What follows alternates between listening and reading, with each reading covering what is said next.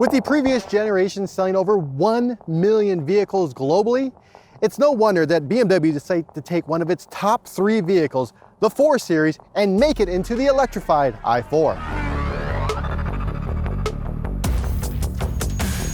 Expected to land in the United States in the first quarter of 2022, the i4 starts at $55,400 for the eDrive 40 and $65,900 for the M50. It is powered by the 5th generation electric motor from BMW. Now, it's part of this long generation of electric vehicles from BMW, including the now discontinued i3. So let's all pour one out for the quirky but lovable concept car that landed on US shores, the i3. Unlike the i3 with its wacky interior, the i4 is targeting the average BMW driver with an exterior and interior design that aligns more with what BMW customers are accustomed to. That includes the giant kidney grills that now house sensors instead of feeding air to the radiator. The rear drive eDrive 40, the lower trim level of the i4, it ships with 335 horsepower and they are targeting a range of about 300 miles, which that's great. The more powerful M50, which is the first M electric BMW, it has an impressive 536 horsepower, which, I mean, of course you need all that horsepower for an M car, but it does take a hit with range and they are targeting about 245 miles. The concern that people might have about EVs, about driving long distances at high speeds or driving even more than a few miles at high speeds, I wouldn't worry about it with the i4. It's built by folks who drive the Autobahn every day, doing 170 kilometers an hour right now.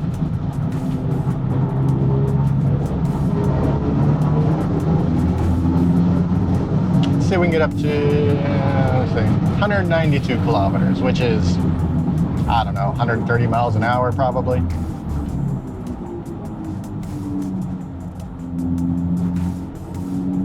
So yeah, it goes fast.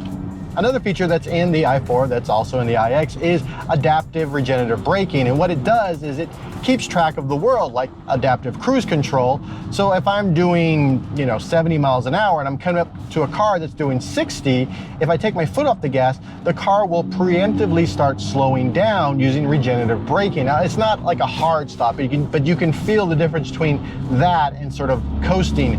And what it's doing is it's slowing the vehicle down in order to create energy for the battery. It'll also do this when it encounters stoplights and when it encounters changes in speed. So if you're on a road that's at 70 and it goes down to 55, the vehicle, if you take your foot off the accelerator, the vehicle will start slowing down using the motors and therefore creating energy. Now you can turn it off if you don't like it at all, or you can adjust how aggressive it is. You can have very aggressive, medium aggressive, and not aggressive at all.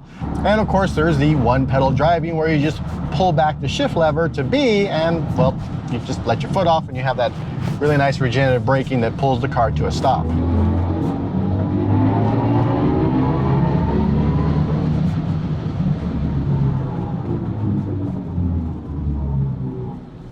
Now you probably hear a lot about the artificial noises that EVs make in order to recreate the audible sensation of driving, well, a gas car. BMW has something that Hans Zimmer created. He created this noise, ready? That's a Hans Zimmer composition. I enjoy these noises. It gives me that audible feeling that an EV really doesn't have without it. I mean, you can kind of hear the whir of the motor, or you can hear the road noise, but other than that, it's pretty silent when you're driving an EV. So adding that, to me, seems like a plus, but you can turn it off if you don't like the idea of, well, fake noises being piped into your ears.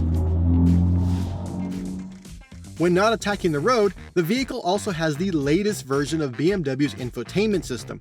The new iDrive 8 includes a new home screen, and for those aligned with Google, Android Auto support is now available in addition to CarPlay. It's housed in a 14.9-inch curved screen and sits within the same piece of glass as the 12.3-inch dash cluster.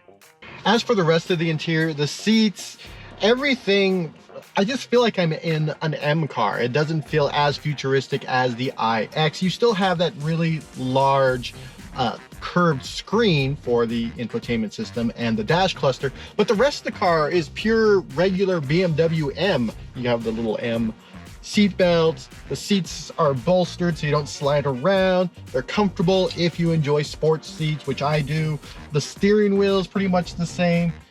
The only thing when you're driving this vehicle that tells you you're not driving a gas vehicle is how quiet it is, because of course you don't have an internal combustion engine. Instead, you have a very powerful set of electric motors, and it is outstanding. One thing I do have to talk about is the kidney grille. Unlike a gas-powered vehicle, the grille doesn't cool radiators. It doesn't need to be open. In fact, it probably doesn't even need to be here, but it does house some sensors, and it is part of BMW's long-term design. It's polarizing, but I'm gonna say that after years of sort of not really liking the size of this grille, BMW has broken me, and I actually like it here on the i4. Regardless of how you feel about the kidney, the rest of the car looks outstanding, from the rear end to the side to the profile to these very aggressive hood. Everything about this car looks amazing, except for maybe the grille, and that's really personal preference. What BMW wanted to do was create a proper M vehicle from an electric vehicle, and I'm going to have to say, with the i4 M50, they've accomplished that. It handles like an M, it accelerates like an M, it drives like an M. Everything you want from an M and an EV, this is what you get. For more automotive coverage next to a bunch of planes taking off at the Munich airport, be sure to subscribe to Engadget.